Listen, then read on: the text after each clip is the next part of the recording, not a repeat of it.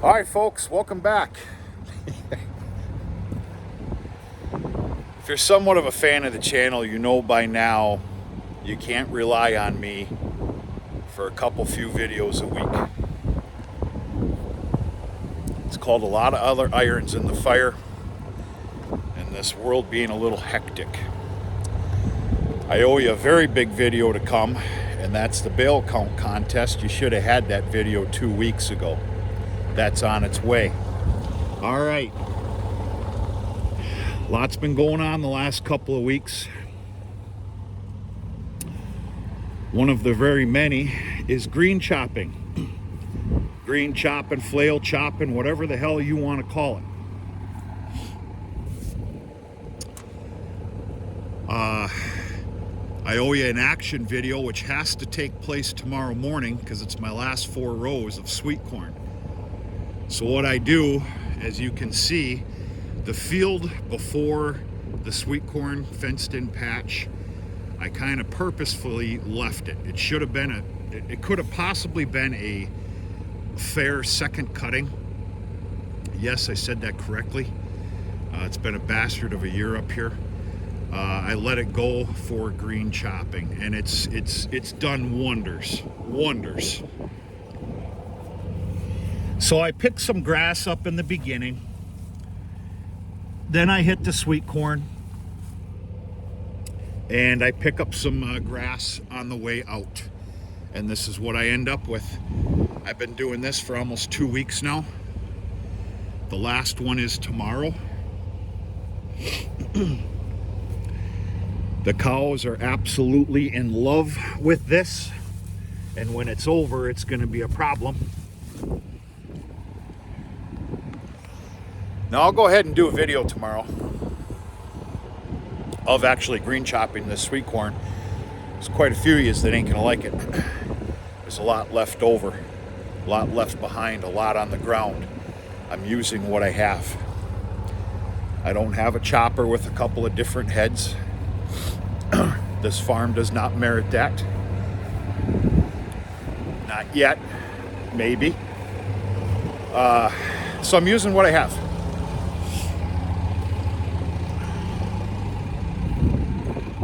And that's the old International Model 10 flail chopper.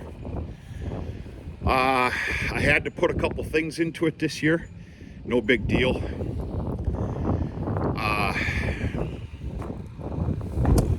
Tire had to be replaced the other day.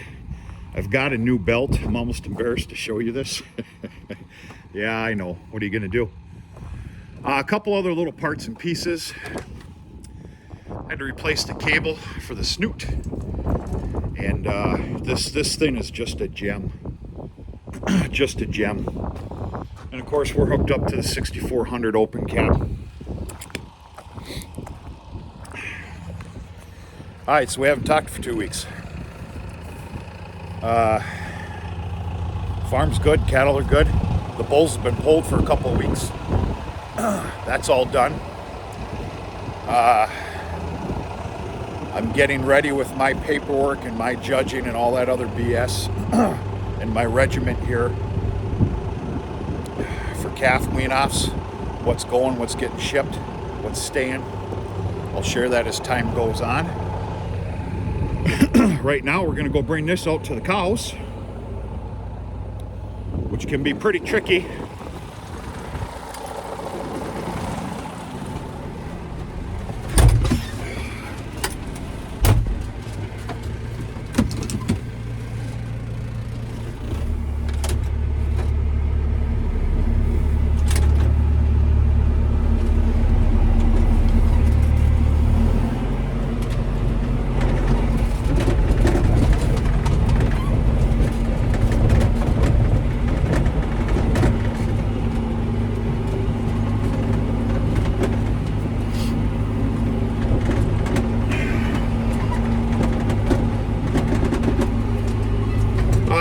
Had to do some maintenance to this water tub here. New valve. That's all done.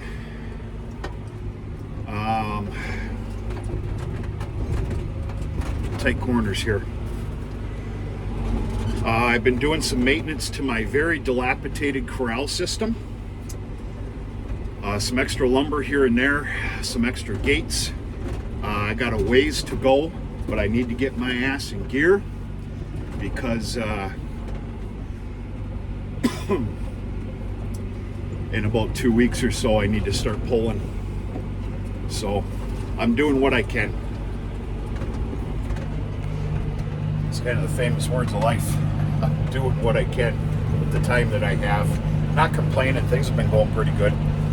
Pretty fair. I love this time of year. You can see the hardwoods lines. You know, it's the change of the season, the fall colors, everything else.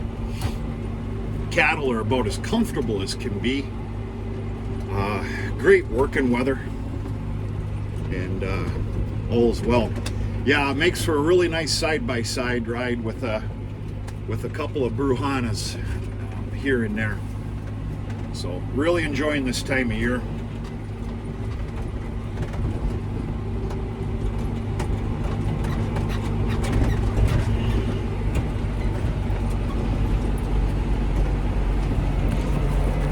All grazing has been shut down yet again.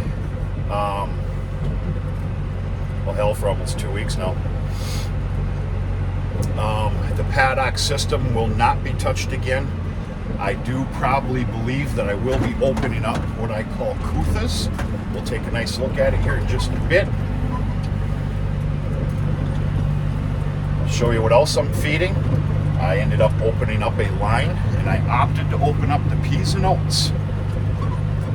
The way I figure it, with my simple mind, sometimes that's the way to go. Because of course these calves are still on mama.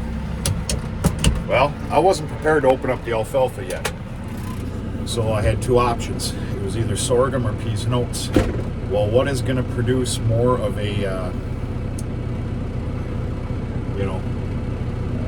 milk for the calves? And that's the peas and oats. It's going real good.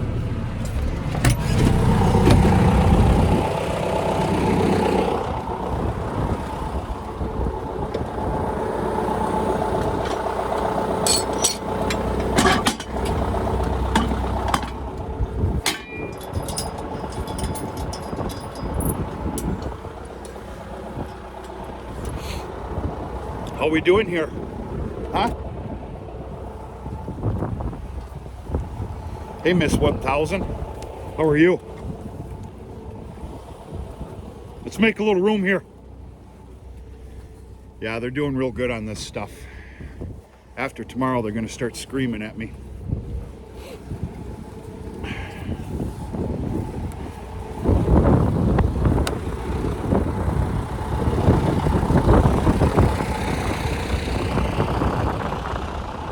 I'm going to give them kuthas here in a few days. They're going to get it for a couple of days.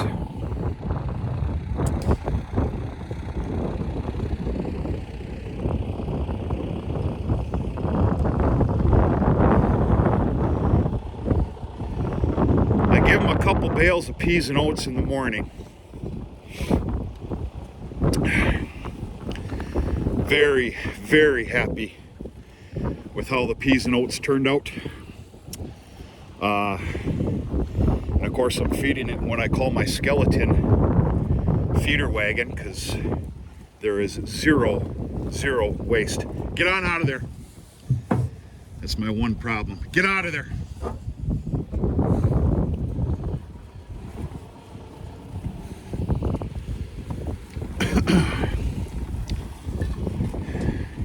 Yeah.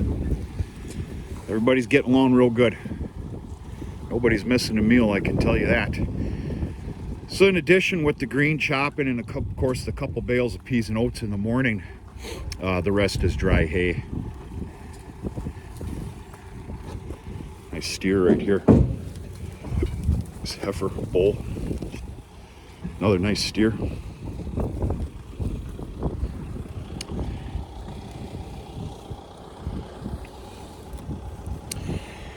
Kind of nice too, because when it comes to this point they actually have to work at it.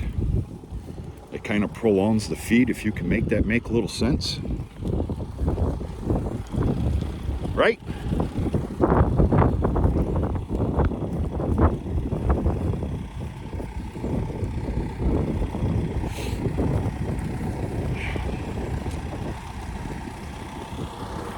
kind of rude, don't you think? We're gonna leave these girls alone.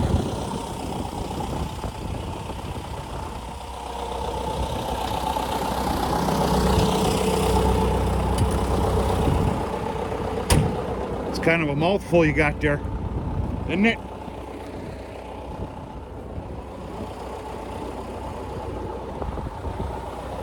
Like I said, it's kind of a buffet in there. There's some grass, corn silage, and a little more grass on top. Comes down to it, there's a lot of weight and feed right here. It doesn't last long. This will be gone in 2 hours, maybe 2.5.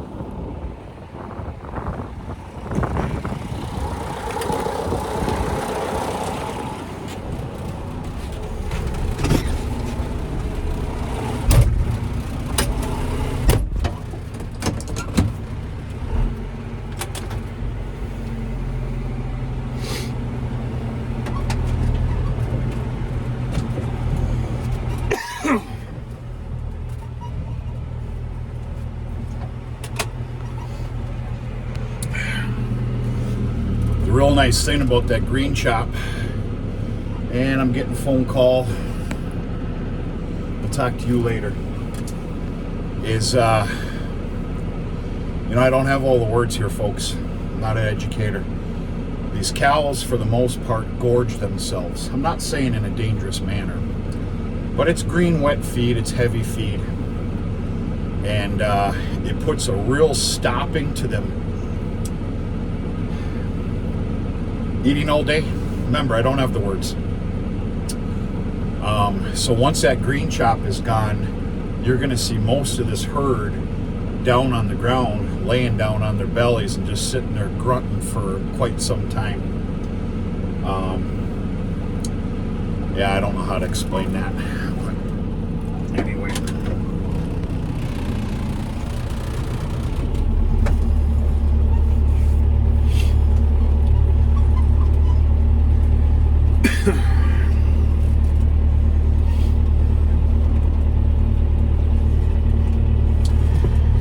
Nice little heifer right there.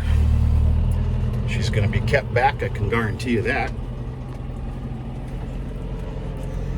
So if anybody's still watching, basically my plan here is very simple. I'll get into the intricate stuff as time comes up. It's by all steers leave. All steers are going for fall feeder sales this year. We're on historical high pricing. Yeah, and I got a collection of about 20. The heifer lot's going to have 20 kept back heifers. 10 of them are going to be for sale in the spring of next year for other people, you know, open heifers. The other 10 are my 10 replacements. I might get lucky with a couple of barn-raised heifers. And I have before, sometimes even 2, 3, 4, where they just blow right up during the winter. Great shape, great condition. I'll keep those too. We'll see. Time will tell on that. There's going to be 2 steers within the heifer lot this year because they need to be big banded. They were 2 little, what I'm going to call problem children as they were born. It wasn't quite just there to properly band them. So I opted to, geez, what the hell's going on with my phone here today? Let them keep themselves intact. I've now got a big bander and, you know, a good old-fashioned tetanus shot and a big band. To be very honest with you, I might be keeping them unless some really amazing things happens with the cattle market this spring. I'll ship them. I might be keeping them to raise them and feed them out. I've got another phone call coming through. Shit, I need to talk to most of these people too. I don't know why they opted to do this on a video. All right, I'm all over the place now. That's it. A happy Saturday to you. Welcome back. Glad to see you. No excuses. I'm not apologizing. Life does get hectic when you're trying for a living. And I got multiple fires going, multiple irons. that's it. I am going to make the video today. That's my goal anyway. On the bale count contest video on the second cutting, second regrowth sorghum. We're going to go from there. I hope everybody's doing okay. Hope you're having a beautiful Saturday. Hope your weather's treating you fair. And that's it. I got a bunch of calls I got to make now. We're going to talk to you sooner and later.